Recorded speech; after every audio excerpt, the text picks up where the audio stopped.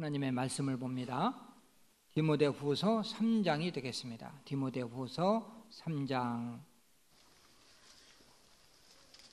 신약성경으로 346면이 되겠습니다. 346면입니다. 15절부터 17절까지의 말씀이 되겠습니다. 15절부터 17절까지 제가 15절 읽습니다. 또 어려서부터 성경을 알았나니 성경은 능히 너로 하여금 그리스도 예수 안에 있는 믿음으로 말미암아 구원에 이르는 지혜가 있게 하느니라.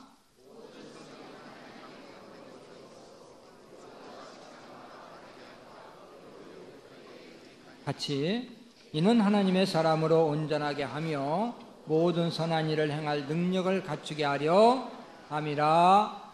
아멘. 할렐루야. 3부 예배 참석한 여러분들을 환영하고 주님의 이름으로 축복합니다. 오늘 이제 연휴지요. 설날 여러분들 떡국을 좀 많이 잡수셨는지 얼굴들이 다 그냥 반질반질합니다. 제가 우리 친구 목사님에게 문자를 이렇게 보냈어요. 이번 설 때 떡국을 한 그릇만 먹고 두 그릇, 세 그릇 먹지 않도록 조심하라고. 괜히 나이 두세 살 한꺼번에 먹고 폭삭 늙어가지고 만나면 안 된다고 조심하라고 그랬습니다. 여러분들 보니까 그냥 마음껏 잡수신 것 같아요. 오늘 또 출타한 분들이 많아서 저는 오늘 찬양대도 설 수 있을까 이렇게 걱정을 했는데 또 이렇게 많은 찬양대원들 못 오신 분들이 많지만 또 이렇게 참여해 주셔서 또 찬양을 하나님께 영광을 돌려서 너무너무 감사하고요. 또 오늘 이렇게 주일학교 예배 없이 또 가족들과 같이 예배를 드리니까 또 너무나도 흐뭇하고 좋은 것 같아요. 혹시 아이들이 막 떠들고 왔다 갔다 해도요, 여러분들 전혀 거기에 관여치 마시고 저를 바라보시면 됩니다. 아이들은 움직이는 것이 건강한 거고 가만히 있으라면 죽으라는 것입니다. 그래서 아이들은 막 움직이면 괜찮으니까요, 저를 이렇게 바라보시고 괜히 떠든다고 눈총 주시면 안 됩니다. 우리 서로 인사 나누겠습니다. 새해 복 많이 받으세요.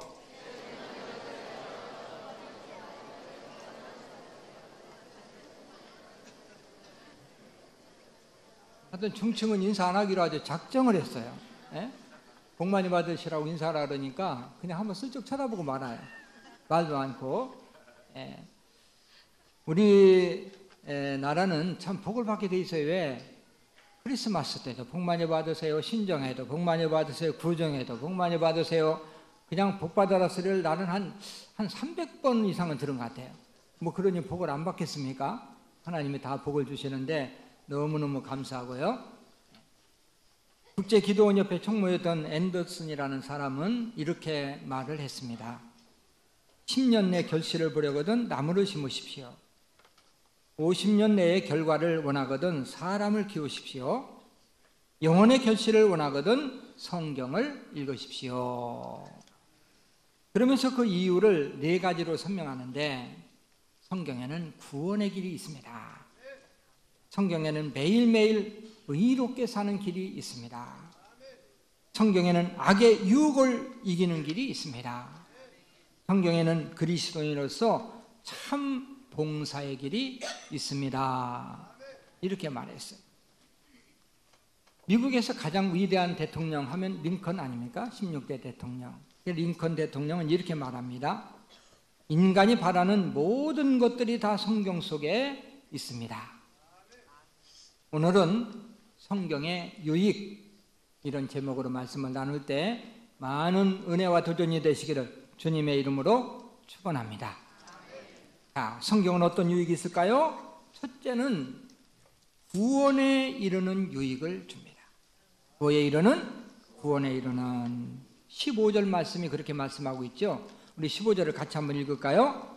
또 어려서부터 성경을 알았나니 성경은 능히 너로 하여금 그리스도 예수 안에 있는 믿음으로 말미암아 구원에 이르는 지혜가 있게 하느니라. 무엇에 이르는 지혜? 구원에 이르는 지혜. 성경을 통해 얻을 수 있는 최고의 유익이 있다면 바로 구원이죠. 죄에 빠진 인간, 도저히 구원받을 수 없는 인간, 그 인간들이 어떻게 구원받을 수 있는가?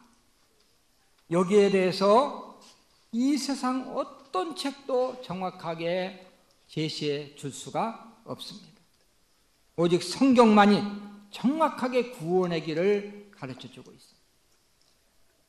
성경은 현재 세계적으로 가장 많이 읽히는 책, 또 가장 많이 팔리는 책.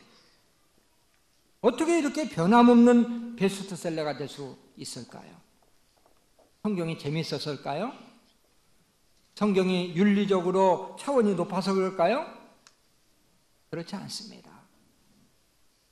성경은 윤리적으로도 탁월한 책이고 또 재미도 있고 이런 것도 있지만 딱 한 가지, 인간에게 유일하게 구원의 길을 정확하게 알려주기 때문에 이 성경이 이 세계에서 가장 많이 팔리는 책이 되고 변함없는 베스트셀러가 될 수가 있는 것입니다. 성경은 모든 분야에서 다 나와 있어요. 과학도 나와 있고 물리학도 나와 있고 의학도 나와 있고 생물학도 나와 있고 다 나와 있어요. 그러나 모든 것을 다 설명해 주지는 못합니다. 세밀하게 우리에게 설명을 해주지 못해요. 그러나 구원의 길만은 너무나도 정확하게 우리에게 제시해 주고 가르쳐 주고 있다는 거죠. 자, 요한복음 5장 39절을 같이 한번 읽을까요? 너희가 성경에서 영생을 얻는 줄 생각하고 성경을 연구하거니와 이 성경이 곧 내게 대하여 증언하는 것이니라. 아멘. 성경이 영생에 대해서 우리에게 알려준다. 유일한 책이다. 바로 예수 그리스도를 증거하는데 예수 그리스도를 통해 구원받는 길을 성경에서 가르쳐준다. 이런 말이죠. 어떤 사람이 산속에서만 살았어요. 산에서 내려와 가지고 바다를 구경하게 됐습니다. 근데 바다가 너무너무 장황하고 엄청나고 그래가지고 감동을 받았어요. 산속에서 같이 살던 사람에게 바다를 소개하고 싶은 거예요. 그래서 항아리에다가 바닷물을 하나 담아가지고 그리고 그 바닷물을 가지고 동네에 왔습니다. 이 산속에 와서 사람들에게 항아리에 있는 물을 가지고 바다를 소개하는 거예요. 여러분, 이 사람을 어떻게 생각하십니까? 의도는 좋았지만 그러나 물 항아리 가지고 있는 물 가지고는 바다를 다 설명할 수가 없어요. 일부분만 설명하는 거죠. 마찬가지로 인간의 한정된 언어와 지식으로는 이 하나님의 그 광대하고 위대함을 다 설명할 수가 없어요. 성경은 모든 분야에서 언급은 하지만 다 설명은 못 해줘요. 그러나 구원의 길만은 정확하게 소개합니다. 우리 인간에게 가장 필요하고 우리 인간에게 가장 복이 되는 것이기 때문에 여러분, 성경의 제목이 뭐라고 생각하십니까? 어떤 분의 성경의 제목이 뭡니까? 성경이죠? 네, 잘 맞추셔요. 제자 훈련을 받는 확신제자 학교 하신 분들은 다 알죠. 설명하기 때문에 성경의 제목은 바로 예수입니다. 예수가 제목이에요. 구약 성경은 오실 예수, 신약 성경은 오신 예수, 그리고 다시 오실 예수. 이 성경 전체는 예수의 이야기로 처음부터 끝까지 일관돼 있어요. 그래서 큰 봉우리 3개를 공부하면 성경 전체를 공부하는 겁니다. 오실 예수, 오신 예수, 다시 오실 예수. 성경은 예수를 통한 구원의 길이 있기 때문에 우리 인간에게 가장 유익을 주는 책이라는 사실을 믿으시길 바랍니다. 할렐루야. 두 번째는 인생을 바르게 살게 하는 유익이 있어요. 무슨 유익이 있다? 바르게 살게 하는 유익이 있다. 16절 말씀입니다. 우리 16절을 같이 한번 읽습니다. 모든 성경은 하나님의 감동으로 된 것으로 교훈과 책망과 바르게 함과 의로 교육하기에 유익하니. 아멘. 이 16절 말씀은 성경이 주는 유익 4가지를 말씀하고 있습니다. 교훈을 준다, 책망을 준다, 바르게 한다, 의로 교육한다. 이 4가지를 강조합니다. 이 성경은 잘못된 인생들을 바르게 살도록 인도해요. 지금까지 성경을 통해서 변화된 사람이 얼마나 많은지 모릅니다. 역사상 사람들을 가장 많이 변화시킨 책이 성경. 이 성경이 가정에 들어가면 가정이 변화되고, 심령에 들어가면 개인이 변화되고, 국가에 들어가면 국가가 변화되는 책이 바로 성경책이에요. 이 신라권을 쓴 존 번연은 성경을 읽다가 큰 은혜를 받고 도전을 받습니다. 그래서 그가 신라권을 쓴 그 계기가 되는데, 그는 늘 그때 받은 그 은혜의 말씀을 설교를 통해서 계속 강조하고 계속 언급하는데, 그 성경 구절이 바로 요한복음 6장 37절 말씀. 우리 존 번연이 도전을 받고 은혜 받은 말씀을 읽어봅니다. 아버지께서 내게 주시는 자는 다 내게로 올 것이요 내게 오는 자는 내가 결코 내쫓지 아니하리라. 아멘. 이 말틴 루터는, 종교개혁을 일으킨 말틴 루터는 천주교 신부입니다. 그런데 루터는 이 구원 문제 때문에 고민을 굉장히 많이 해요. 지금 당장 내가 죽는다면 과연 천국에서 눈을 뜰 수 있을까? 내가 구원받을 수 있을까? 이 문제에 대해서 확신이 없는 거예요. 왜 그러냐면요, 천주교는요, 구원관이 그렇습니다. 하나님의 은혜가 반, 인간의 노력이 반. 인간의 노력도 들어가야 구원받는다는 거예요. 그래서 루터는 신부로서 구원의 확신이 없으니까 고행도 하고 묵상도 하고 여러 가지 선행도 해봤지만 확신이 없는 거예요. 왜? 또 죄를 짓고 또 부족하고. 그러니까 그래가지고 너무너무 갈등이 심한데, 이 천주교에서 말하는 신인협력설, 하나님이 도와주고 인간이 노력해야 구원 얻는다는 이러한 이론에 의해서 그가 번민하고 있을 때 하나님의 말씀을 읽다가 깨닫게 돼요. 그리고 종교개혁의 기치를 높이 들게 되는데, 그 말씀이 바로 로마서 1장 17절 말씀입니다. 자, 종교개혁의 기치를 들게 한 말씀을 한번 읽어봅니다. 복음에는 하나님의 의가 나타나서 믿음으로 믿음에 이르게 하나니, 기록된 바 오직 의인은 믿음으로 말미암아 살리라 함과 같으니라. 아멘. 그래, 행함이 아니야. 믿음으로만 살 수 있어. 이것을 깨닫게 된 거죠. 이 아프리카 선교의 아버지 리빙스턴, 여러분 잘 압니다. 아주 위대한 선교의 발자취를 남긴 사람인데, 그분도 평범하게 살다가 하나님의 말씀을 읽다가 큰 도전을 받습니다. 그래, 내가 가야 돼. 가라는 것은 우리 주님의 명령이야. 그래서 이 말씀을 붙잡고 위대한 선교사가 됐는데, 그 말씀이 바로 마태복음 28장 19절 20절 말씀입니다. 제가 이 19절을 읽고 여러분 20절 읽습니다. 그러므로 너희는 가서 모든 민족을 제자로 삼아 아버지와 아들과 성령의 이름으로 세례를 베풀고,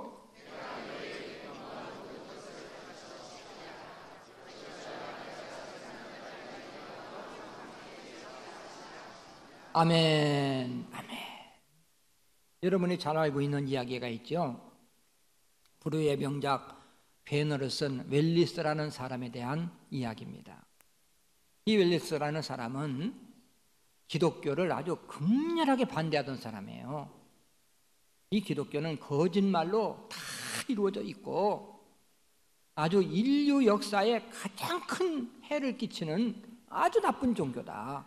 이런 종교는 세상에서 없어져야 된다. 이렇게 주장했습니다. 그리고 기독교를 없애기 위해서 기독교를 연구하기 시작합니다.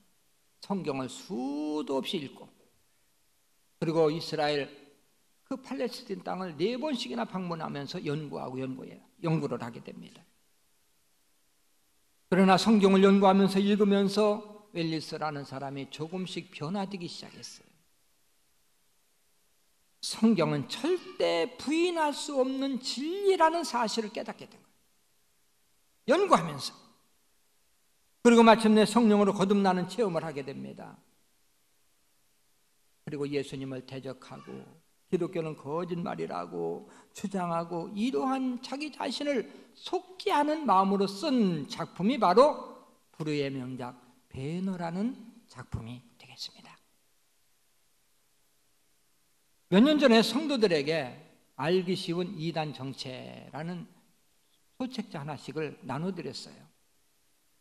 현재 한국에서 활동하고 있는 이 이단에 대해서 성도들이 알기 쉽게 이해할 수 있도록 요약을 해서 놓은 책입니다. 이 책을 쓴 사람은 이대복 목사라는 분이에요. 저하고는 육촌형이 됩니다. 그래서 너무너무 잘 아는 분인데요. 현재 한국에서 활동하고 있는 이 이단에 대해서 평신도들이 알 수 있도록 잘 요약을 해서 이렇게 책을 썼고 그 외에도 뭐 엄청난 책을 많이 썼습니다. 이대복 목사님은 하나님 나라 지금 이미 가셔서 세상에 계시지를 않아요. 그런데 이단에 대해서 엄청 많은 연구를 했고요. 이단이 한국교회에 뿌리내리지 못하도록 또 한국 교인들이 이단에 미혹당하지 않도록 정말 일생 헌신하다가 가셨어요. 그것은 이대복 목사님 자신이 통일교회에서 20년 동안을 활동한 사람입니다. 최전선에서 이 문선명이 아주 오른팔이나 마찬가지인 사람. 그래서 통일교 신학에서 조직신학을 강의하던 교수. 그래서 아주 뛰어난 분이었습니다. 그런데 그런 분이 통일교를 탈퇴하고 돌아온 거예요. 저는 그분에 대해서 친척이기 때문에 너무 잘 알고 있죠. 이 목사님은 통일교에서 탈퇴한 후에요, 통일교에서 테러를 당해가지고 죽을 고비를 몇 번 넘깁니다. 그러나 굴하지 않고 다시 신학을 시작해서 목사 안수를 받고 그리고 이단들과 계속 싸우다가 이제 가셨어요. 그러면 통일교 사상에 깊이 물들어 있던 분이 어떻게 교회로 돌아올 수 있었을까? 바로 하나님의 말씀입니다. 어떻게 하면 통일교 그 신학교 학생들을 좀 잘 가르쳐 볼까 해서 이 원리 강론을 연구하고 또 성경과 비교하면서 연구를 했는데 이 성경을 깊이 연구해 보니까 이 원리 강론이 거짓말이에요. 잘못됐어. 이것을 깨닫게 된 거예요.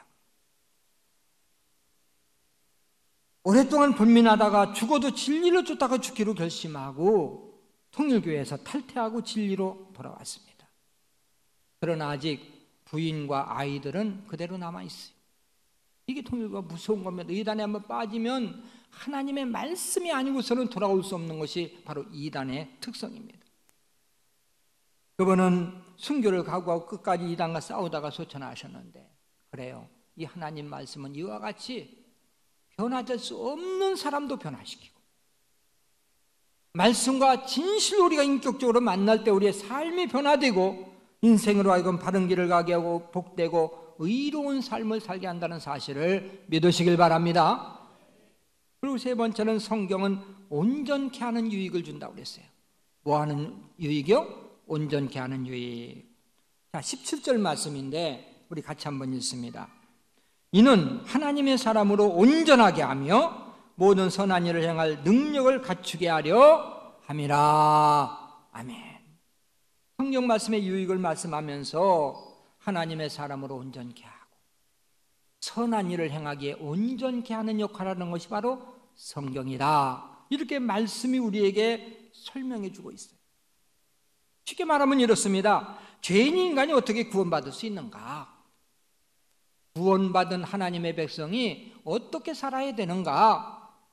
여기에 대해서 온전하게 가르쳐 주는 책이 성경이다. 그런 말씀입니다.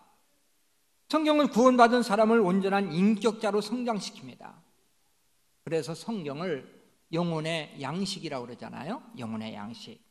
우리가 육신도 양식을 먹어야, 음식을 먹어야 또 건강하게 또 성장도 할 수 있는 것처럼 우리의 영혼도 양식을 먹어야 되는데 이 영혼의 양식이 바로 하나님의 말씀이라는 거예요.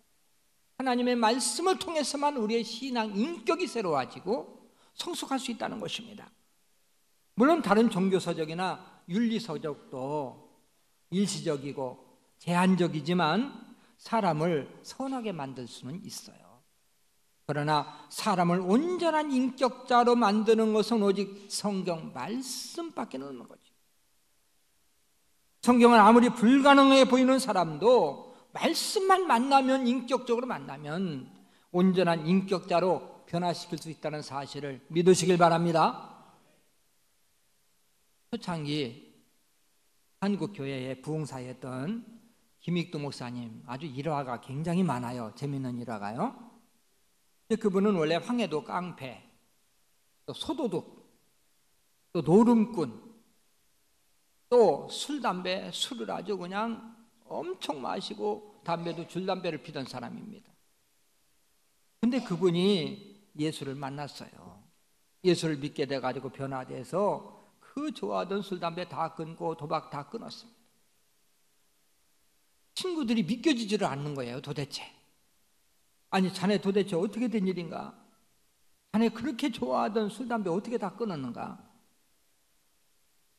당신 진짜 술, 담배 안 하나? 어떻게 해서 그 비결이 무엇인가? 막 질문을 쏟아붓습니다. 그러니까 이 김묵도 목사님이, 그래, 나는 이제 지금 집에서 2가지 약을 먹고 있는데, 이 약을 계속 먹으니까 이 술, 담배도 다 끊고, 그리고 또 노름도 안 하게 되고, 또 엄청난 복까지 내가 쏟아지게 받는다네. 아니, 그런 거 있으면 우리한테 좀, 그런 약 있으면 소개해 줘서 우리도 좀 먹게 하지, 왜 당신 혼자만 먹는가? 좀 소개를 해주게. 그래, 내가 꼭 소개해 줄게. 우리 집에서 먹는 약은 신약과 구약이라네. 이것만 먹으면 다 변화될 수 있지.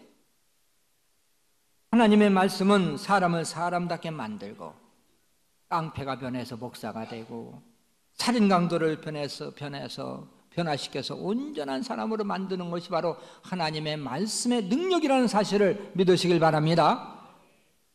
오랜 세월이 지나서 잊어버린 분들도 많습니다만은 무서운 살인 강도가 있었어요. 뭐 지존파라고 해가지고 아주 극악무도한 강도들인데, 이 살인 강도들이, 이 살인자들이 회개하고 예수를 믿게 됐어요. 오래됐습니다만은 우리 교회 그 사랑의 교회 좋은 파 목사 집사라고 그분이 오셔서 간증을 하셨거든요. 근데 그분이 회개시킨 겁니다. 그들이 수감되어 있을 때, 또 사형수로서 사형원도를 받았을 때 계속해서 편지를 보내고, 뭐 뜯어보지도 않아도 계속 보내고, 또 면회를 가고, 오지 않든 만나지 않든 만나도 계속 또 면회를 가서 사식을 넣어주고, 또 영치금도 넣어주고, 계속 그랬어요. 그리고 성경도 또 보내주고, 그리고 또 편지를 써가지고 또 말씀을 그들에게 권면하면서 계속해서 기도했습니다. 그런데 마침내 그들이 움직여서 말씀에 감동을 받고, 그리고 그들이 회개하기 시작했어요. 그리고 예수를 영접하게 됩니다. 변화받습니다. 그들은 결국 사형장에 있을로 사라졌지만, 그러나 많은 재소자들에게 복음을 전해가지고 얼마나 많은 사람들이 그들을 통해서 예수를 믿었는지 몰라요. 하나님이 그렇게 사용하신 거예요. 그들은 사형을 당할 때도 조금도 두려워하지 않고 찬송을 부르고 기도하면서 집행하는 교도관들, 그들에게 복음을 전했습니다. 당신들도 꼭 예수를 믿고 마지막 날 천국에서 나와 만나자고. 그렇게 하고 세상을 떠났습니다. 참, 성경이 세상이 없다면 인류는 어떻게 됐을까요? 성경이야말로 사람을 온전케 만드는 능력이 있는데, 변화의 능력이 있는데, 성경이 없다면 변화되지 않냐고. 사람들의 그 죄악, 오염된 사람들의 그 성품이 그대로 악으로 표출이 돼가지고 엄청난 혼란에 빠지고, 이 세상은 자멸할지도 모르는 거죠. 하나님의 말씀을 통해서 변화받고 새 사람이 되고, 그리고 올바른 삶을 산 사람들이 얼마나 많은지 몰라요. 지금 일본에서 선교사로 사역하고 계시는 서정복 선교사라는 분이 있어요. 3, 4년 전에 우리 교회도 한번 오셔서 설교됐습니다마는, 우리 교회에서 지금 협력 선교하고 있는 분입니다.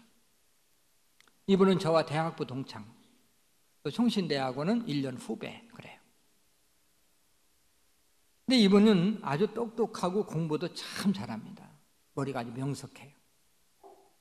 그분이 저한테 간증을 몇 번을 했기 때문에, 그분은 예수 믿기 전에 얼마나 망난이었는지 몰라요. 초등학교 다닐 때부터 아주 세상 말로 깡이 있었어, 깡이. 그래가지고 깡패들 뭐 이런 나쁜 친구들과 어울려가지고 싸움은 뭐 아주 인류로 잘하는데, 자기보다 주먹 센 사람 있잖아요. 그럼 두들겨 맞습니다.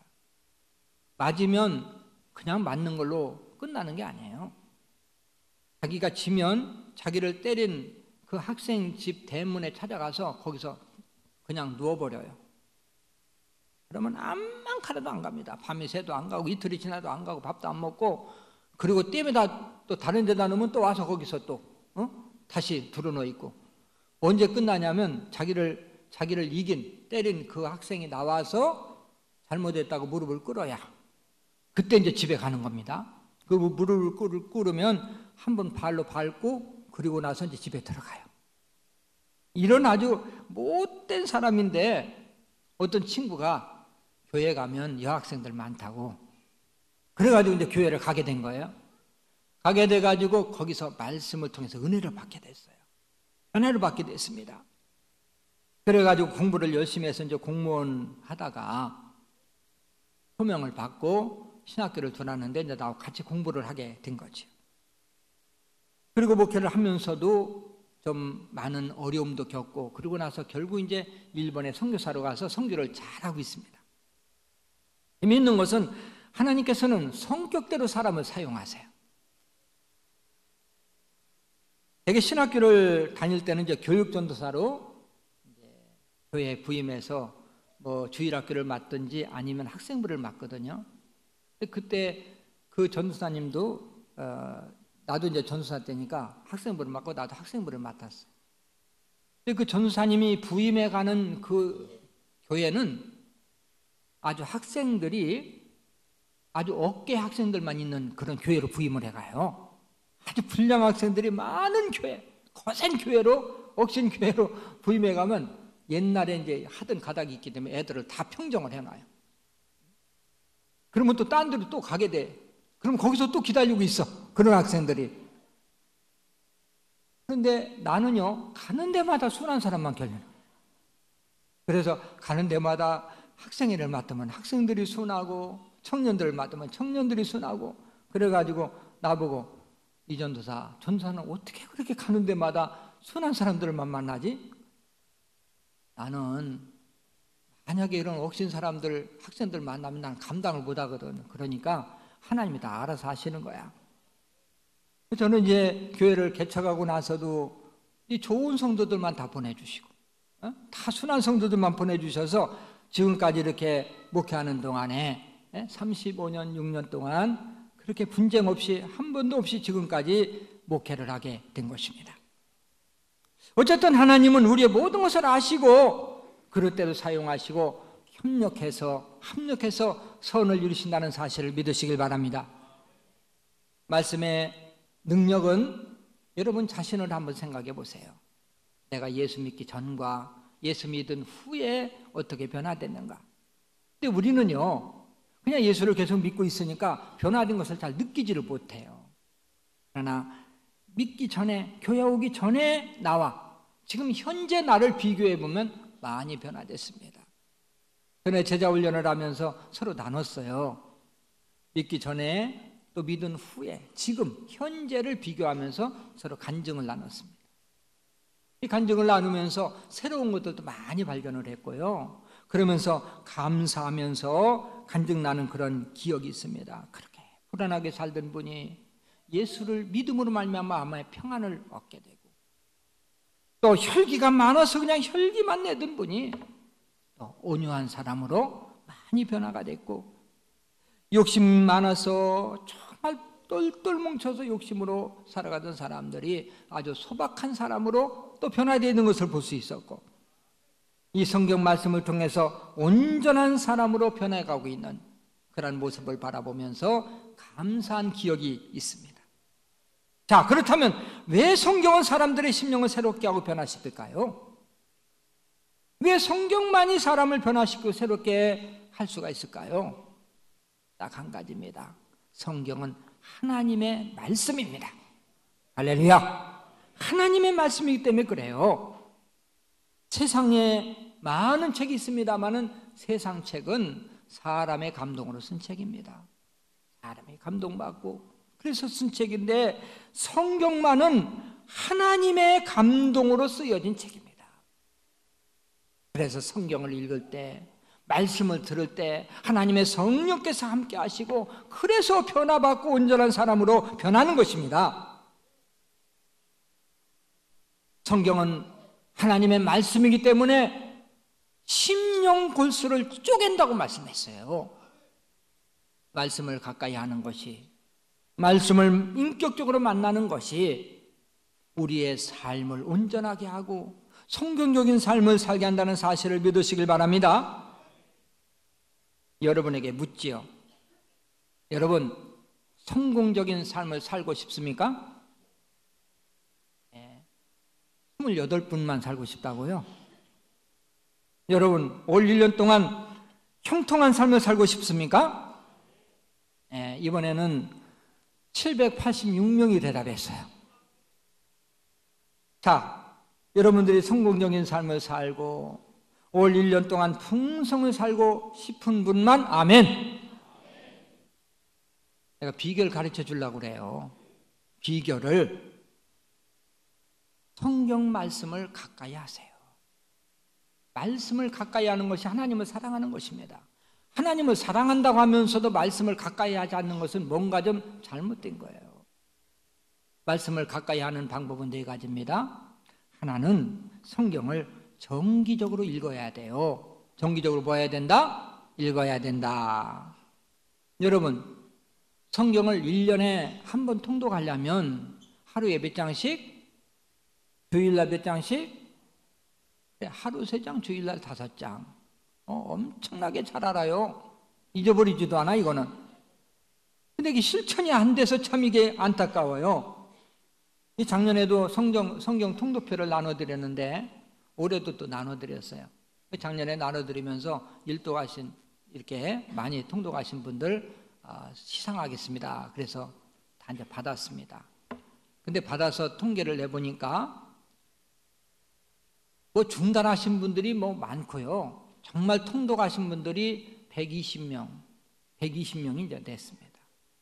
근데 제일 많이 통독하신 분은 12독 하신 분도 있고요. 또 10독 하신 분도 있고, 또 7독, 8독 하신 분도 있고, 이제 여러분이 계십니다. 올해 역시 열심히 통독하셔서 내년도에는 더 많은 분들이 참 상을 타고 또 하나님 앞에 사랑을 받았으면 참 좋겠습니다. 성경은 영의 양식이라고 그러잖아요. 우리가 밥을 하루에 3끼 먹어야, 음식을 먹어야 사듯이 우리의 영혼도 하나님의 말씀을 먹어야 돼요.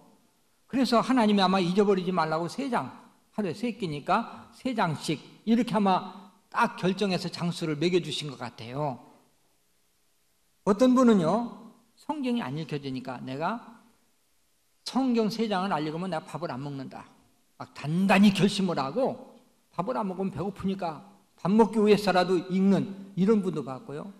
또 어떤 분은 성경을 하루에 3장씩 읽으라니까 4장 읽고 나서는 큰일 났다고 걱정하더라고. 야, 이거 내가 영적 비만에 걸리면 어떻게 하지? 3장 아니고 4장 먹었는데. 우리가 육신의 양식은 많이 먹으면 비만 걸리지만 영의 양식은 많이 먹으면 먹을수록 더 날씬해지고 몸은 더 튼튼해지고 영적으로 강건해진다는 사실을 믿으시길 바랍니다. 자, 성경을 가까이 하는 방법 또 하나는 공예배 참석이에요. 말씀은 읽고 듣는 것입니다.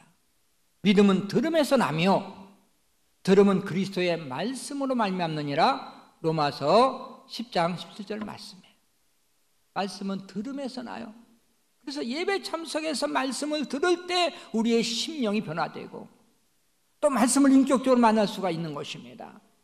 여러분들이 올 1년 정말 공예배에 열심히 참석해서 말씀을 듣는다면 여러분의 신앙이 성숙한 신앙이 되시고, 또 한 가지는 성경 공부와 제자 훈련, 말씀을 배우고 훈련하는 것입니다. 또 한 가지는 말씀을 암송하고 묵상하는 것입니다. 우리가 제자 훈련을 하면 한 주에 한 구절씩 암송하잖아요. 이게 묵상하고 암송하는 것이 얼마나 중요한지 모릅니다. 오늘은 설 명절이죠. 여러분들이 떡국만 생각하지 말고 말씀도 좀 생각하세요.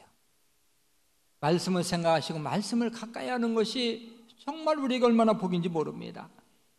설 명절이 끝나면 확신제자학교 43기가 이제 개강이 돼요. 참여하지 못하신 분들, 모든 분들이 대상이기 때문에 이번에 꼭 참여하도록 힘써야 될 것입니다. 우리 교회는 등록하면 장로님이 되든 권사님이 되든 안수 집사님이 되든 서리 집사님이 되든 성도가 되든 모두가 다 이 확신 제자학교를 해야 돼요. 6주, 뭐 길지도 않습니다. 근데 이 6주가 몇 년 믿음 생활하는 것보다 훨씬 더 큰 유익을 주기 때문에 여러분들이 확신을 해야 되는 거죠. 그래서 2003년도부터 시작했는데 지금 14년 차 아닙니까? 벌써 14년 만에 수료하신 분이 1,500명을 넘었어요.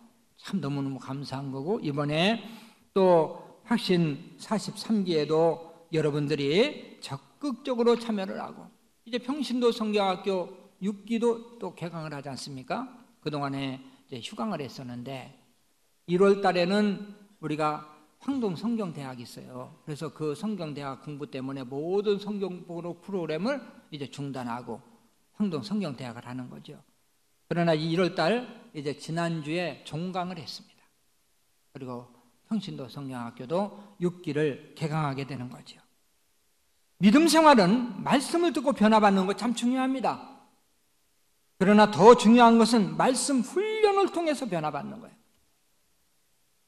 말씀을 통한 변화야말로 성숙한 사람으로 만듭니다. 여러분 믿음 생활을 할 때 그냥 설교만 듣고 은혜 받는다 이런 개념을 버리셔야 돼요. 이제 성숙한 믿음은요, 설교보다는 하나님의 말씀을 내가 읽고 말씀을 묵상함으로 은혜를 받아야 돼요.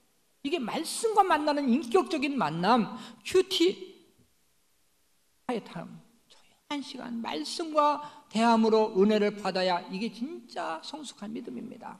10년이 됐든 20년이 30년이 됐든 그저 설교만 듣고 은혜를 받으려고 하니까 이게 문제가 되는 거예요. 그보다 더 중요한 것은 성경, 말씀을 내가 가까이 하고 그 말씀을 통해서 은혜 받을 그러한 믿음이 바로 온전한 믿음인 것입니다. 여러분들이 이러한 믿음을 소유하시기를 주님의 이름으로 축원합니다. 앞으로 우리 학교는 많은 성경 공부 프로그램들을 계획하고 있어요. 여러분들이 참여하고 연구하고 또 같이 나누기 위해서입니다. 앞으로 큐티 학교, 또 DTS, 또 교사, 또 제자훈련 여러 가지를 지금 준비하고 있는데 우리 믿음의 사람들은 끊임없이 말씀의 훈련이 계속돼야 돼요. 언제까지? 내가 세상 떠날 때까지, 예수님 오실 때까지. 장로가 되고 안수집사가 되고 권사가 됐다 해서 말씀이 끝난 게 아닙니다. 항상 우리는 부족합니다. 그래서 항상 내가 진행형으로 말씀과 가까이 대하고 있어야 돼요. 모쪼록 여러분 올 1년 동안 성경 말씀을 가까이 하셔서 성경을 통해서 변화받고 믿음으로 승리한 믿음의 조상들처럼 선조들처럼 말씀으로 승리한 하나가 되시기를 주님의 이름으로 축원합니다.